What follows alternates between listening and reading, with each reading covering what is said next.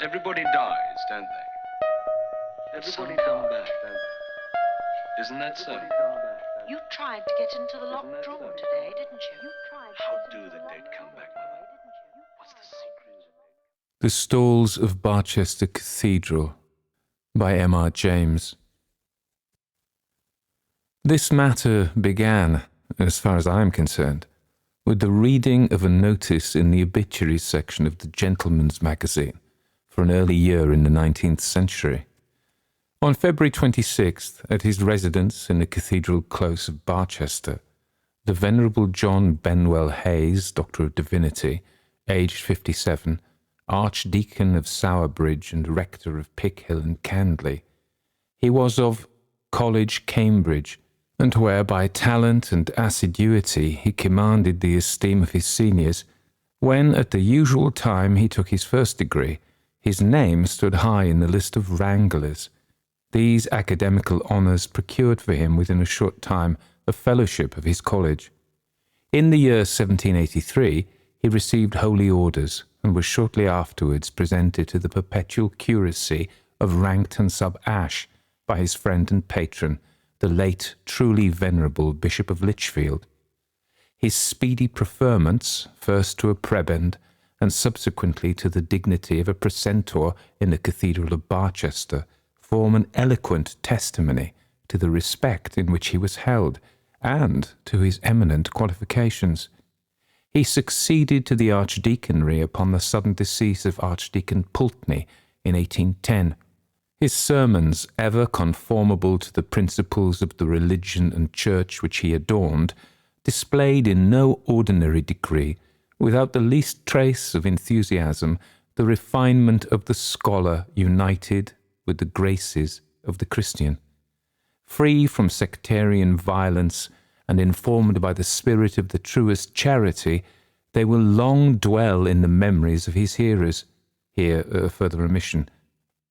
The productions of his pen include an able defence of episcopacy, which, though often perused by the author of this tribute to his memory, afford but one additional instance of the want of liberality and enterprise, which is a too common characteristic of the publishers of our generation. His published works are indeed confined to a spirited and elegant version of the Argonautica of Valerius Flaccus, a volume of discourses upon the several events in the life of Joshua delivered in his cathedral, and a number of the charges which he pronounced at various visitations to the clergy of his archdeaconry. These are distinguished by etc., etc. The urbanity and hospitality of the subject of these lines will not readily be forgotten by those who enjoyed his acquaintance. His interest in the venerable and awful pile under whose hoary vault he was so punctual and tendant, and particularly in the musical portion of its rites, might be termed filial, and formed a strong and delightful contrast to the polite indifference displayed by too many of our cathedral dignitaries at the present time.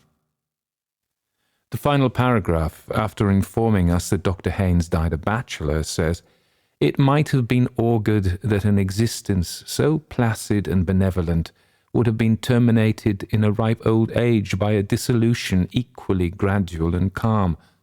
But how unsearchable are the workings of Providence! The peaceful and retired seclusion amid which the honoured evening of Dr. Haynes's life was mellowing to its close was destined to be disturbed, nay, shattered, by a tragedy as appalling as it was unexpected. The morning of the 26th of February, but perhaps I shall do better to keep back the remainder of the narrative until I have told the circumstances which led up to it. These, as far as they are now accessible, I have derived from another source.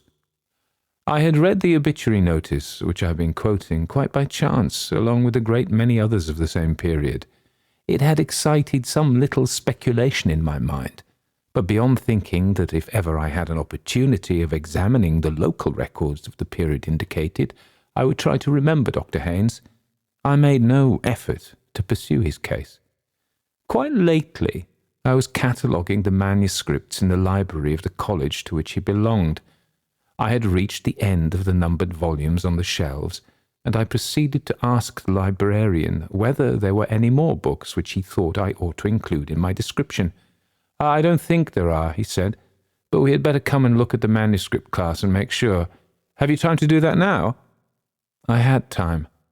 We went to the library, checked off the manuscripts, and at the end of our survey arrived at a shelf of which I had seen nothing. Its contents consisted, for the most part, of sermons, bundles of fragmentary papers, college exercises, Cyrus, an epic poem in several cantos, the product of a country clergyman's leisure, mathematical tracts by a deceased professor, and other similar material of a kind with which I am only too familiar. I took brief notes of these. Lastly, there was a tin box, which was pulled out and dusted. Its label, much faded, was thus inscribed: "Papers of the Venerable Archdeacon Haynes, bequeathed in 1834 by his sister, Miss Letitia Haynes."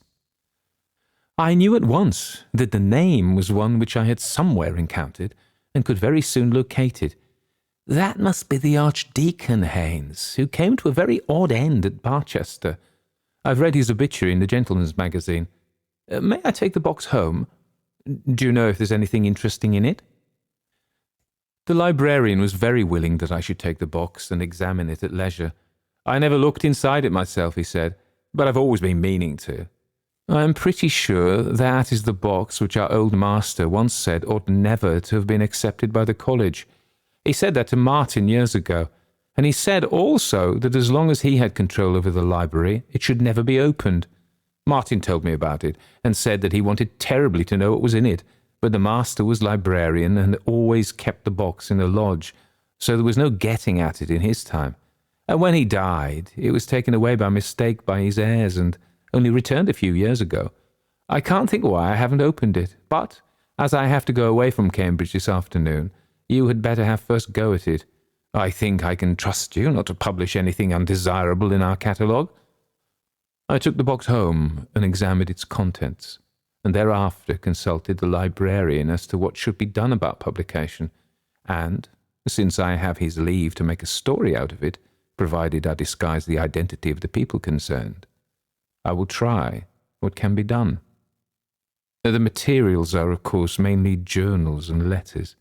How much I shall quote and how much epitomize must be determined by considerations of space.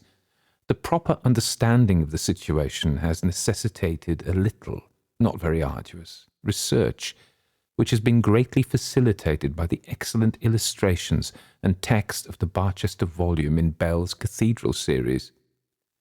When you enter the choir of Barchester Cathedral now, you pass through a screen of metal and coloured marbles designed by Sir Gilbert Scott, and find yourself in what I must call a very bare and odiously furnished place. The stalls are modern, without canopies. The places of the dignitaries and the names of the prebends have fortunately been allowed to survive, and are inscribed on small brass plates affixed to the stalls. The organ is in the triforium, and what is seen of the case is Gothic. The reredos and its surroundings are like every other. Careful engravings of 100 years ago show a very different state of things. The organ is on a massive classical screen. The stalls are also classical and very massive. There is a baldacchino of wood over the altar, with urns upon its corners.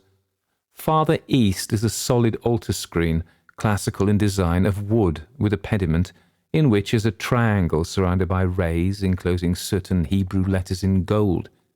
Cherubs contemplate these. There is a pulpit with a great sounding board at the eastern end of the stalls on the north side, and there is a black and white marble pavement.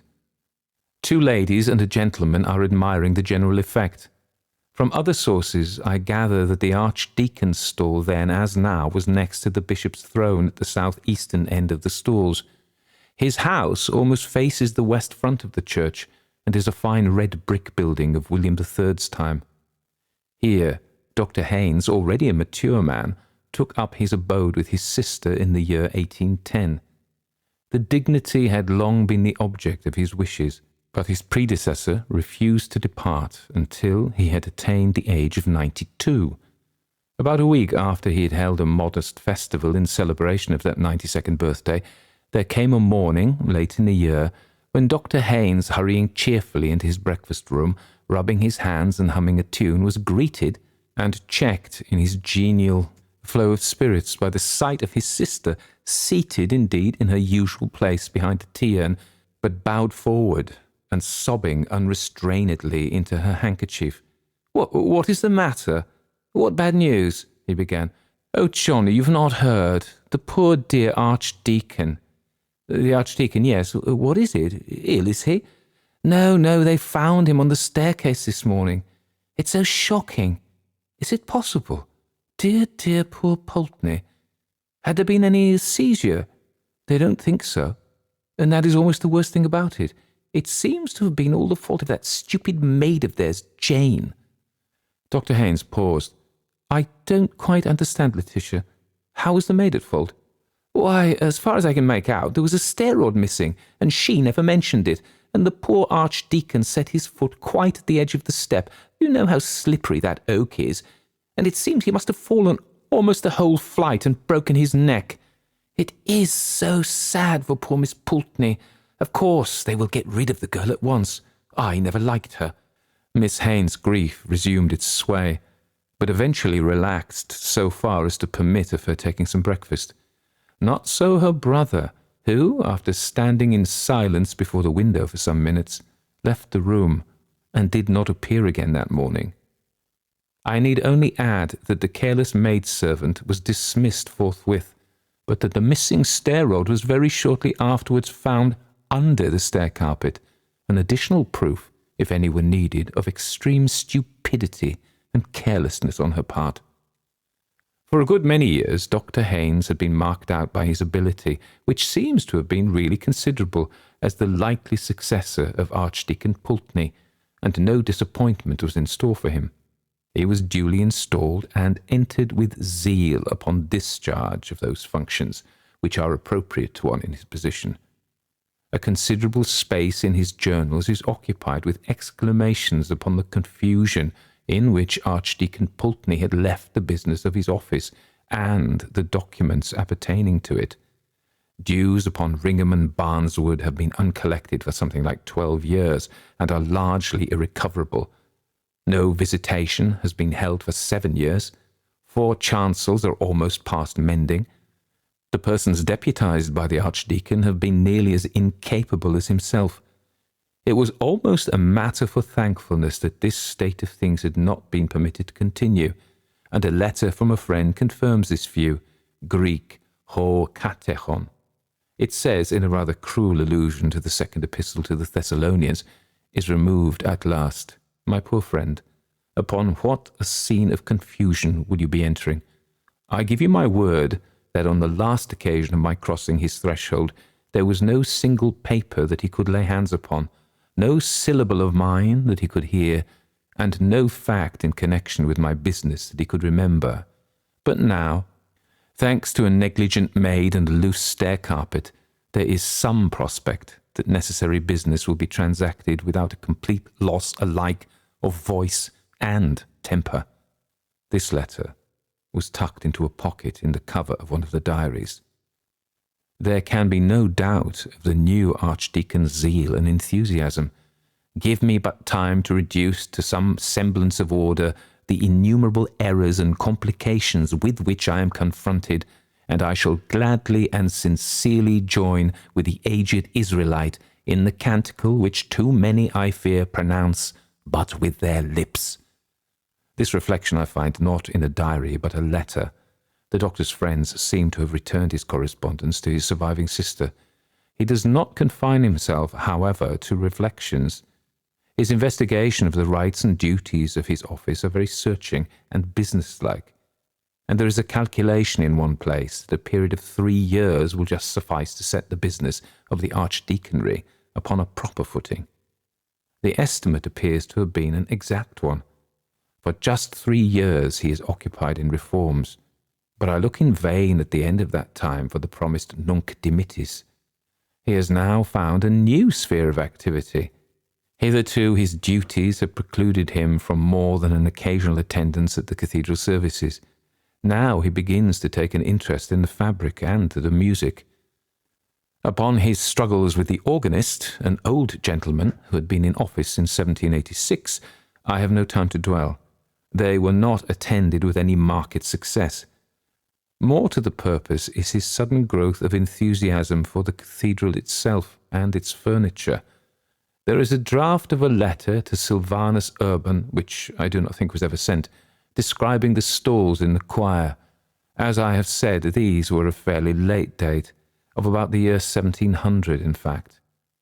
The Archdeacon's stall, situated at the south-east end, west of the episcopal throne, now so worthily occupied by the truly excellent prelate who adorns the See of Barchester, is distinguished by some curious ornamentation.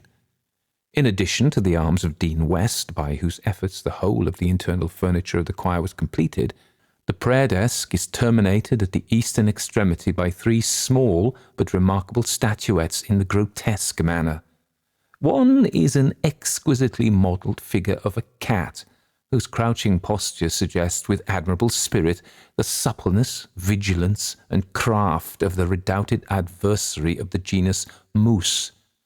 Opposite to this is a figure seated upon a throne and invested with the attributes of royalty, but it is no earthly monarch whom the carver has sought to portray. His feet are studiously concealed by the long robe in which he is draped, but neither the crown nor the cap which he wears suffice to hide the pricky ears and curving horns which betray his Tartarian origin. And the hand which rests upon his knee is armed with talons of horrifying length and sharpness. Between these 2 figures stands a shape muffled in a long mantle. This might at first sight be mistaken for a monk or friar of orders grey, for the head is cowled, and a knotted cord depends from somewhere about the waist. A slight inspection, however, will lead to a very different conclusion. The knotted cord is quickly seen to be a halter held by a hand all but concealed within the draperies, while the sunken features and, horrid to relate, the rent flesh upon the cheekbones proclaim the King of Terrors. These figures are evidently the production of no unskilled chisel, and should it chance that any of your correspondents are able to throw light upon their origin and significance, my obligations to your valuable miscellany will be largely increased.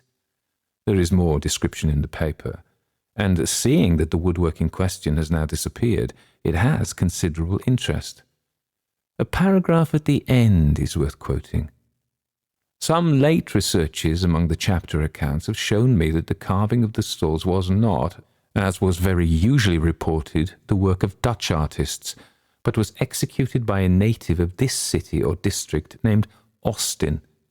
The timber was procured from an oak copse in the vicinity, the property of the dean and chapter known as Holywood.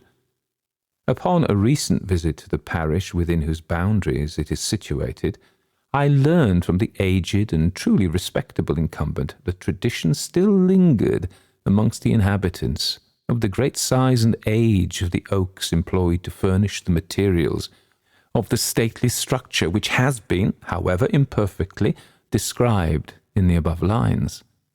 Of one in particular, which stood near the centre of the grove, it is remembered that it was known as the hanging oak. The propriety of that title is confirmed by the fact that a quantity of human bones was found in the soil about its roots, and that at certain times of the year it was the custom for those who wished to secure a successful issue to their affairs, whether of love or the ordinary business of life, to suspend from its boughs small images or puppets rudely fashioned of straw, twigs, or the like rustic materials. So much for the Archdeacon's archaeological investigations. To return to his career as it is to be gathered from his diaries, those of his first 3 years of hard and careful work show him throughout in high spirits, and doubtless during this time that reputation for hospitality and urbanity which is mentioned in his obituary notice was well deserved. After that, as time goes on, I see a shadow coming over him, destined to develop into utter blackness, which I cannot but think must have been reflected in his outward demeanour. He commits a good deal of his fears and troubles to his diary. There was no other outlet for them. He was unmarried, and his sister was not always with him. But I am much mistaken if he has told all that he might have told. A series of extracts shall be given. August 30th, 1816. The days begin to draw in more perceptibly than ever. Now that the Archdeaconry papers are reduced to order, I must find some further employment for the evening hours of autumn and winter. It is a great blow that Letitia's health will not allow her to stay through these months. Why not go on with my defence of episcopacy? It may be useful. September 15th. Letitia has left me for Brighton. October the 11th. Candles lit in the choir for the first time at evening prayers. It came as a shock. I find that I absolutely shrink from the dark season. November the 17th. Much struck by the character of the carving on my desk. I do not know that I had ever carefully noticed it before. My attention was called to it by accident. During the Magnificat, I was, I regret to say, almost overcome with sleep. My hand was resting on the back of the carved figure of a cat, which is the nearest to me of the three figures on the end of my stall.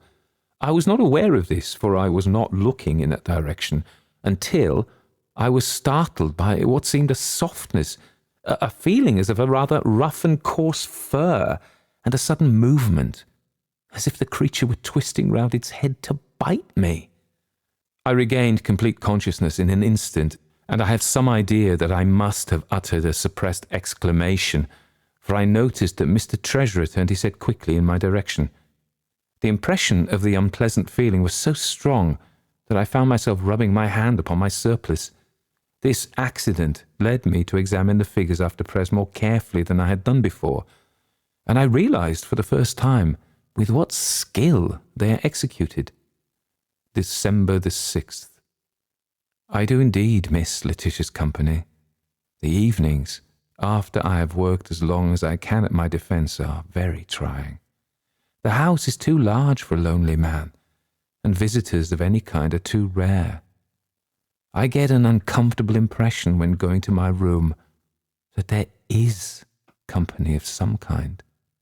The fact is, I may as well formulate it to myself, that I hear voices. This, I am well aware, is a common symptom of incipient decay of the brain, and I believe that I should be less disquieted than I am if I had any suspicion that this was the cause. I have none whatever, nor is there anything in my family history to give colour to such an idea. Work, diligent work, and a punctual attention to the duties which fall to me is my best remedy, and I have little doubt that it will prove efficacious. January the 1st. My trouble is, I must confess it, increasing upon me. Last night, upon my return after midnight from the deanery, I lit my candle to go upstairs. I was nearly at the top when something whispered to me, "Let me wish you a happy New Year." I could not be mistaken. It spoke distinctly and with a peculiar emphasis. Had I dropped my candle, as I all but did, I trembled to think what the consequences must have been. As it was, I managed to get up the last flight and was quickly in my room with the door locked, and experienced no other disturbance. January the 15th. I had occasion to come downstairs last night to my workroom for my watch, which I had inadvertently left on my table when I went up to bed. I think I was at the top of the last flight when I had a sudden impression of a sharp whisper in my ear. "Take care." I clutched at the balusters and naturally looked round at once. Of course, there was nothing. After a moment I went on. It was no good turning back. But I had as nearly as possible fallen. A cat, a large one by the feel of it, slipped between my feet. But again, of course, I saw nothing. It may have been the kitchen cat, but I do not think it was. February 27th. Curious thing last night, which I should like to forget. Perhaps if I put it down here, I may see it in its true proportion. I worked in the library from about 9 to 10. The hall and staircase seemed to be unusually full of what I can only call movement without sound. By this, I mean that there seemed to be continuous going and coming, and that whenever I ceased writing to listen, or looked out into the hall, the stillness was absolutely unbroken. Nor, in going to my room at an earlier hour than usual, about 10:30, was I conscious of anything that I could call a noise. It so happened that I had told John to come to my room for the letter to the bishop which I wished to have delivered early in the morning at the palace. He was to sit up, therefore, and come for it when he heard me retire. This I had, for the moment, forgotten, though I had remembered to carry the letter with me up to my room. But when, as I was winding up my watch, I heard a light tap at the door and a low voice saying, "May I come in?" which I most undoubtedly did hear, I recollected the fact and took up the letter from my dressing table, saying, "Certainly, come in." No one, however, answered my summons, and it was now that, as I strongly suspect, I committed an error, for I opened the door and held the letter out. There was certainly no one at that moment in the passage, but in the instant of my standing there, the door at the end opened, and John appeared, carrying a candle. I asked him whether he had come to the door earlier, but I am satisfied that he had not. I do not like the situation. But although my senses were very much on the alert, and though it was some time before I could sleep, I must allow that I perceived nothing further of an untoward character. With the return of spring, when his sister came to live with him for some months, Dr. Haynes's entries become more cheerful, and indeed no symptom of depression is discernible until the early part of September, when he was again left alone. And now indeed there is evidence that he was incommoded again, and that more pressingly. To this matter I will return in a moment, but I digress to put in a document which, rightly or wrongly, I believe to have a bearing on the thread of the story. The account books of Dr. Haynes, preserved along with his other papers, show from a date but a little later than that of his institution as Archdeacon a quarterly payment of £25 to J.L. Nothing could have been made of this had it stood by itself, but I connect it with a very dirty and ill-written letter which, like another that I have quoted, was in a pocket in the cover of a diary. Of date or postmark there is no vestige, and the decipherment was not easy. It appears to run, "Dr. Sir, I have been expecting to hear of you these last weeks, and not having done so, must suppose you have not got mine, which was saying how me and my man had met in with bad times this season. All seems to go cross with us on the farm, and which way to look for the rent we have no knowledge. Of it this being the sad case with us, if you would have the great liberality, probably, but the exact spelling defies reproduction, to send £40, otherwise steps will have to be took which I should not wish. As you was the means of me losing my place with Dr. Pulteney, I think it is only just what I am asking, and you know best what I could say if I was put to it, but I do not wish anything of that unpleasant nature, being one that always wished to have everything pleasant about me. Your obedient servant, Jane Lee." About the time at which I suppose this letter to have been written, there is in fact a payment of £40 to J.L. We return to the diary. October 22nd. At evening prayers, during the Psalms, I had that same experience which I recollect from last year. I was resting my hand on one of the carved figures as before. I usually avoid that of the cat now, and I was going to have said, a change came over it. But that seems attributing too much importance to what must, after all, be due to some physical affection in myself. At any rate, the wood seemed to become chilly and soft, as if made of wet linen. I can assign the moment at which I became sensible of this. The choir was singing the words, "Set thou an ungodly man to be ruler over him, and let Satan stand at his right hand." The whispering in my house was more persistent tonight.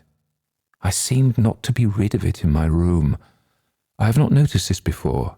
A nervous man, which I am not, and hope I am not becoming, would have been much annoyed, if not alarmed by it. The cat was on the stairs tonight. I think it sits there always.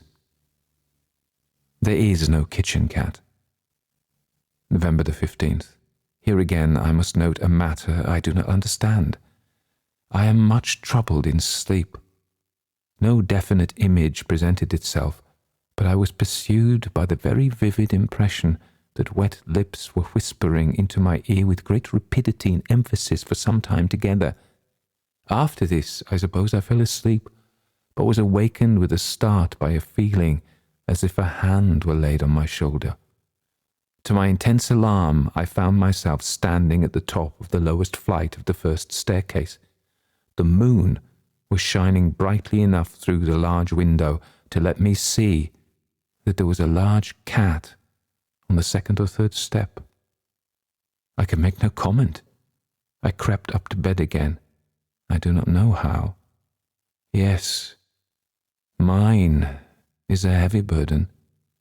Then follows a line or two which has been scratched out. I fancy I read something like, acted for the best. Not long after this, it is evident to me that the Archdeacon's firmness began to give way under the pressure of these phenomena.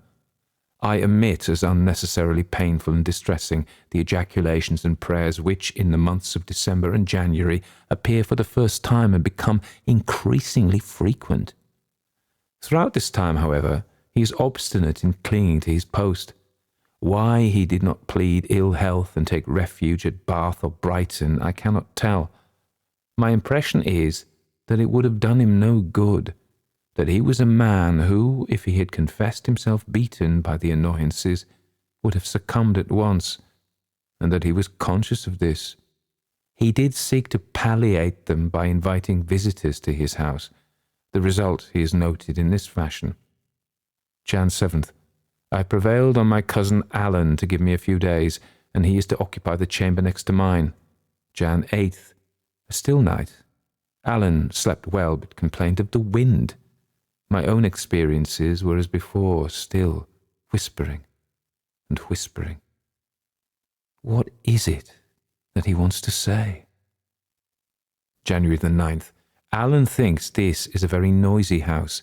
He thinks too that my cat is an unusually large and fine specimen, but very wild. January the 10th. Alan and I in the library until 11. He left me twice to see what the maids were doing in the hall. Returning the second time, he told me he had seen one of them passing through the door at the end of the passage, and said if his wife were here, she would soon get them into better order. I asked him what coloured dress the maid wore. He said grey or white. I supposed it would be so. January the 11th. Alan left me today. I must be firm. These words, I must be firm, occur again and again on subsequent days. Sometimes they are the only entry.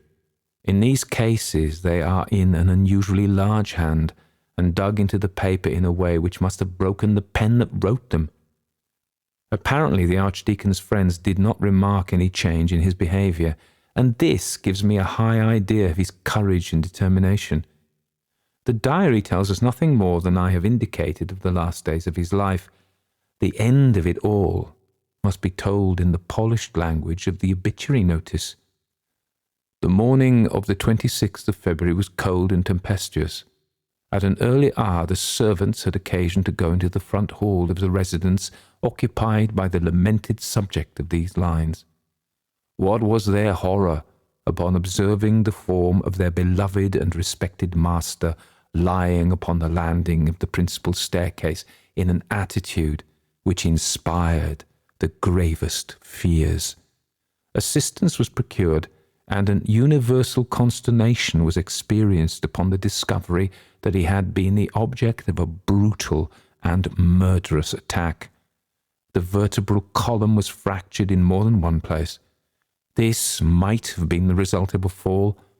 It appeared that the stair carpet was loosened at one point, but in addition to this, there were injuries inflicted upon the eyes, nose, and mouth, as if by the agency of some savage animal, which, dreadful to relate, rendered those features unrecognizable. The vital spark was, it is needless to add, completely extinct, and had been so upon the testimony of respectable medical authorities for several hours.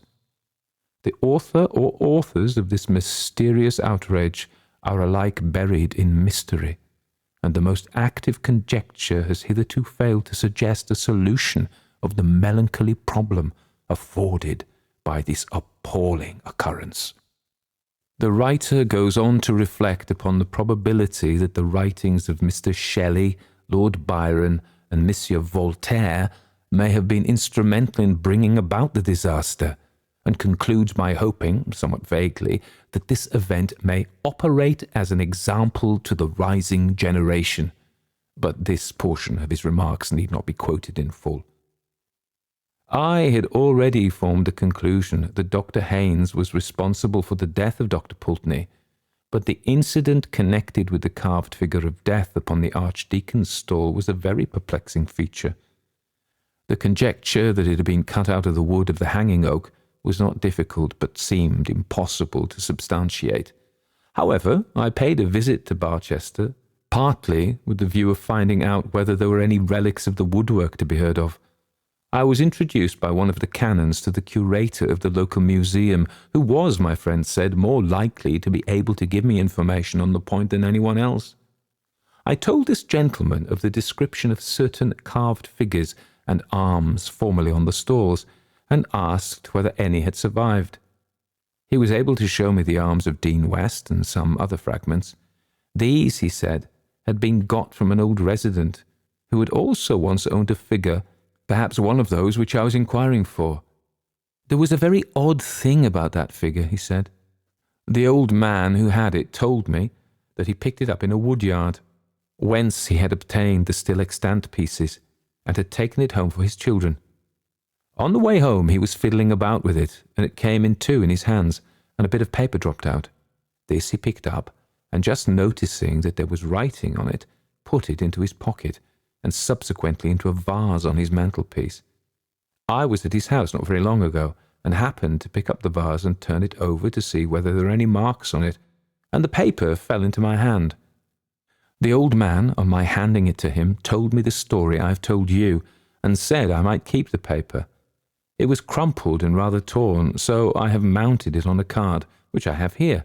If you can tell me what it means, I shall be very glad, and also, I may say, a good deal surprised. He gave me the card. The paper was quite legibly inscribed in an old hand, and this is what was on it. When I grew in the wood, I was watered with blood, and now in the church I stand. Who that touches me with his hand, if a bloody hand he bear, I counsel him to beware, lest he be fetched away, whether by night or day, but chiefly when the wind blows high, in a night of February. This I dreamt, 26 February anno 1699, John Austin. I suppose it's a charm or spell. Wouldn't you call it something of that kind? Said the curator. Yes, I said. I suppose one might. What became of the figure in which it was concealed? Oh, I forgot, said he. The old man told me it was so ugly and frightened his children so much that he burnt it. If you like that story, consider supporting me as a patron. That way you help me make more stories for you and get access to a patrons-only library of stories. Lots more hours for you to listen to. Well, that was the Stalls of Barchester Cathedral by Montague Rhodes James, the most famous ghost story writer, I think. There are people like Edgar Allan Poe and H.P. Lovecraft and people like that in the F. Benson, but they all as ghost story writers. And I think also he's not just a ghost story writer, because he actually, like Benson and Lovecraft to some extent, can be pretty scary. And I think he does that by, well, he said it himself, the mechanism of the ghost, the mechanism of the horror shouldn't be too clearly explained. He said a few things about writing ghost stories. And he said the object of the ghost story is to produce a pleasant state of fear in somebody. I paraphrase that. But, and he does do that. And if you think about this, you think about others of his, the famous ones, the mezzotint, what is that thing crawling? The whistle and I'll come to you. What is the flapping sheet? And some of the others, we did an appearance and a disappearance. There's lots of things that are just enigmatic, and we think, what on earth's going on? And I think that actually adds to the sense of fright, because we become frightened. I think I'm going to write something about this. But what frightens us? First of all, predation. We're frightened of monsters predating us, and these go back to our ancestral times. I realise I'm doing the ramble before I've talked about the story, but it's just the way it strikes me today. And I've got to say something about my patron with a big P. Okay, I'm going to come back to that. So, yeah, predation, we're frightened of that, and we're frightened by the signs that a predator may be around. So if we see blood, we see dismemberment, we see half-eaten corpses of our own species, even other species, but particularly our own species. That is scary, because that's saying predator, be on your guard. A step back from the actual sight of the predator, and of course it's much scarier not to see the predator. That's something. But is the vague sense of things being out of control and things being outside our competence. When things are going according to plan and we can predict how they're going to go, we feel relatively calm. When strange things intrude, and I think when we struggle to fit what's happening within our known parameters and paradigms of how the world works, that is quite unnerving. And that is, of course, all to do with the eerie and the uncanny valley and all sorts of things. The unheimlich, of course, Freud's unheimlich, the uncanny, yeah, but also the eerie. You hear me talk about Freud and Mark Fisher, who had the weird and the eerie in a book about that. But yeah, so I think what happens is, what on earth is going on? I also think, as I'm talking about the story, that he often has kind of folk horror things, because of course he wasn't a massively rural man. He lived at Windsor, he worked at Eton, and also Cambridge. Now, these are not big cities, and they certainly weren't in his day, but they're not the wild countryside either. And yet, he very often has his unfortunate characters wandering to the wild countryside, where there are ancient things. I think that's the whole point. There are ancient things that are steeped in ancient, unpleasant practices, which is the whole premise of folk horror, and the whole premise of the witch cult of Western Europe, and the whole premise of Wicca, as you hear me talk about, is that there are ancient things that are outside the rules. They are outside the accepted way that things work. And again, this is the same thing. We don't understand them. They are foreign. They are threatening. And so, but also they are strangely comforting as well, in that, yeah, what does the land want? And in this case, it's the tree, isn't it? The tree, there was a cursed tree because it was used for human sacrifice, I guess, and was used to make the stalls. And then a further level of weirdness and unsettling is the carver of the stalls putting the figure of the cat, the figure of the devil, who's appearing in a church, and who's the other guy? It's Death, of course. The cat, whoever he is, witch's cat, black cat, symbol of the animal world, don't know, the devil and death. And they are made out of this ancient tree. And of course, the wood of the ancient tree strikes you down, particularly if you put your hand on it, particularly if you are guilty. And of course, this comes back to another fundamental thing about ghost stories. There's a sin. And you've heard me talk about Blake Snyder's work, and he has this genre called the monster in the house. And he says that all horror stories fall into this, whereby a sin has been committed by somebody and it must be paid. And so the sin is, there's the general ancestral thing about the tree, but then the sin is that our Archdeacon was too greedy and he couldn't wait for his 92-year-old previous Archdeacon, Mr. Pulteney, or the Right Reverend Pulteney. I'm not sure the term of the address for an Archdeacon, but so he has him, he pays the maid to have him popped off. So he, of course, then enjoys his new position, but doesn't really, because the sin will out. So I think that, in that sense, it's a pretty standard ghost story. There's a sin committed, and the ghosts or the supernatural forces ensure that right is done and that the sinner is punished. As often with James, he does it through the eyes of an observer. So this is told through a frame of the the person who is learning, and as again typically in James, and this is something that must have been very familiar to him from his professional work, it's through ancient documents, and he shows his erudition. He knows all about churches and church architecture, and of course usually in his stories there's a bit of Latin thrown in, and he's very familiar with these old musty medieval church documents. It's not classical Latin, it's the murkiness of the Middle Ages, not the purity of the classical period, because we look at the classical period and we think of it's very polished and clean and sunlit. It comes from Greece and Rome, and yet the medieval Europe is very not that, is dark, damp, lots of forests, dirty. It's the foundation of 1,000 role-playing games, or your sword and sorcery role-playing games.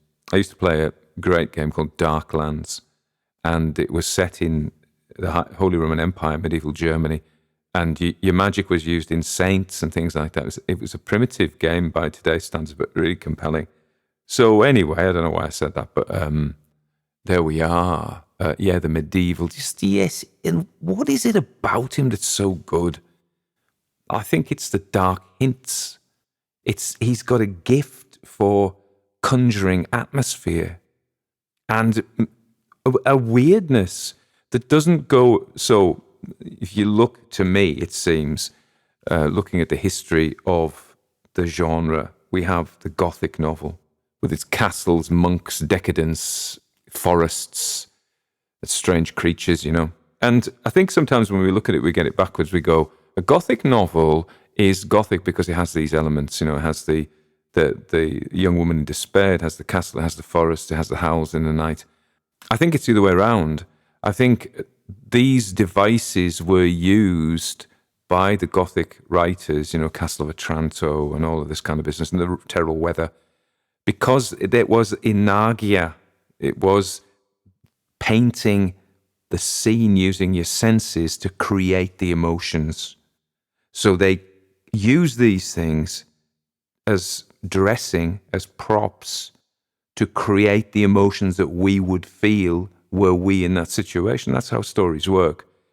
The protagonist or the main character becomes an avatar for us, and we see things through his or her eyes, and we feel things. So if the storyteller conjures the strange, the empty house, the candles, the creaks on the stairs, the weird cat, it is as if we are there. And I think James is brilliant at this enagia, this painting of a picture through the senses.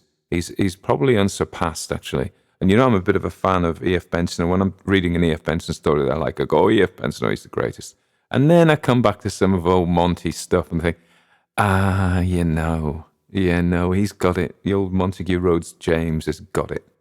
So I love that, and it's just the story for Halloween, isn't it? So this is when it's coming out. You may be listening to it on the 6th of June in future months, but it surfaced, as we say, in Halloween. And how did it surface? It surfaced through the kind offices and good graces of my friend, I like to call him that, Gavin Critchley. Now, Gavin Critchley is basically a patron of the arts. Every now and again, he says to me, Tony, here's some money. And it's generous money. And he says, I would like you to do a story. And he's usually quite open about which one it is, and we have a discussion, and we settle on a story. And it was going to be an M.R. James, and it was one of these ones that he suggested, but he didn't say, you must do this. And then he lets me do it. And as I say, I feel a bit like Michelangelo. I'm not quite as talented as Michelangelo. I don't paint, and I don't have a big ladder to go up to the ceiling of the Sistine Chapel. I remember, digressing, of course, going to the Sistine Chapel and looking, throwing my head back and going, oh, wow. If you think it's just a painting in it, and you see it on Tumblr or on Instagram or somewhere, you go, it's just a painting. But no, it isn't. It's awesome. So anyway, Gavin is like one of the Medicis. I don't mean he poisons people. He's a patron of the arts, like the Italian nobility were. And it's not just me, visual arts as well. If you go on his Twitter, there's some other people he promotes. One of the artists he supports every now and again is a guy called Jeff Lee Johnson. And Jeff does these illustrations which are very detailed, and they have something of Edward Hopper about them, just these, or even Toulouse-Lautrec. They are observations of life.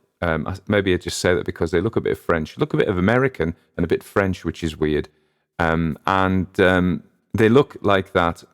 And then you look a bit closer, and they're quite some little disturbing detail. They're very detailed pictures, and they're quite disturbing. And there's, I see on Twitter, there's a French Creep Hills has written something about them, and he says, Les illustrations de Jeffrey Johnson 9 semblent tout à fait normales. Mais plus vous les observez, plus vous y trouverez des détails troublants. On est fans. Just said fans like English. So basically saying the illustrations of Jeffrey Johnson appear completely normal, but the more you look at them, the more you discover the troubling details. We are fans, or one is a fan. So there we've got Gavin Critchley. Thank you, Gavin. And Gavin said a thing to me. He said, listen, I said, I don't know how we got into it, but why is he doing this, supporting my work in this way? And he says, well, Tony, you and me won't be here forever. But these recordings will, because the way the internet is, nothing is lost now. And people will be able to hear them in the future. And that was a weird thought. And perhaps, I don't know, a thought for Halloween. I've got my two skulls looking at me now. I've got a golden one with butterflies on. You can always get good skulls in TK Maxx at this time of year. They're probably leaving a bit late. They came in September, the Halloween skulls. There was a massive one, which I quite liked, but I thought, where am I going to put that? But I've got a black skull candle that Imogen got me, my daughter. I don't know what she thought I was going to do with it, some kind of dark rite, which I haven't. And I got the other one, which you can see in some of the films I did. So there we are. Halloween. Happy Halloween. Oh, yeah. So, I don't know how many of you listen to Ian Gordon's Horror Babble. Ian Gordon's Horror Babble has a really good sound. And if you listen to it, he's got a little bit of reverb in it. And I used to do my recordings pan flat with no reverb. In fact, if there was any reverb, I'd take it out. But on the other channel I have, which is the Haunted Places, which is like true ghost stories, so-called, I put a little reverb on one of the channels, and people liked it. People said, oh, goodness me, that sounds good. So I thought I'd mess around and put a tiny, tiny, tiny little bit of reverb, as if I'm in a room rather. This room has got a lot of stuff in it, so it flattens the noise. But I'll put some reverb on. If you like it, I'll keep it on. Just so, number one, tell me if you like it or not with the reverb. But if you don't, I'll take it off. It'll be a numbers thing, because very often somebody likes such and such, and I think, oh, I better do that, and then it turns out that 999 people don't like it. So I like it. I think I might not next week, but I like it now. And the other thing is, this is a call to action. This is a call to action. Please, for Halloween, will you share, like, comment? If you listen to the podcast on Apple or Spotify or Stitcher, wherever you can leave a review, please, a positive one, please do. If it's a nasty one, I don't want to know. I've had a few nasty reviews recently, and I was out on Friday with Sheila. We had a lovely night. We went to see Blood Brothers, which I'd never seen before. Willie Russell's epic of Scouse stuff. I really like Liverpool and Scouse things. So I really enjoyed it, and we went out for an Italian meal. And anyway, in the interval, I happened to check my YouTube comments, and there were 3 rather unpleasant ones. And it put me out. And Sheila said, just switch that off now. Listen to the musical and switch that off and just forget about it. And she was right, of course. Digression. If you could write a positive review, that would be splendid. Otherwise, share. You know what I say? It doesn't even matter. It's to your friends, obviously. If they're not your friends, I don't care, as long as they like the podcast. You can perhaps build bridges. If it's somebody you don't like, and you say, hey, there's this classic ghost stories podcast, I think you'd like it. And they go, yeah, I hate you, though. You go, yeah, no, I hate you, but maybe you should listen to this. And they go, yeah, maybe I will, maybe I won't. Anyway, sneakily, they listen to the podcast, and you develop a joint love for it, and all the old animosity is forgotten, and you become the best of friends. Wouldn't that be lovely if the whole world, I nearly said, if we could send a link to Mr. Putin, But, yeah, enough of that politics. Happy Halloween. Take care, everybody. Bye-bye.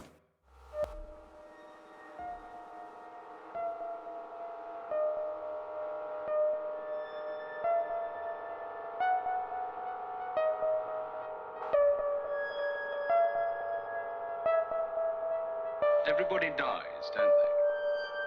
Everybody come back, don't they? Isn't that so? Come back, don't they? Isn't that so? Come back, don't they? Isn't that so? Come back, don't they? Isn't that so? Come back.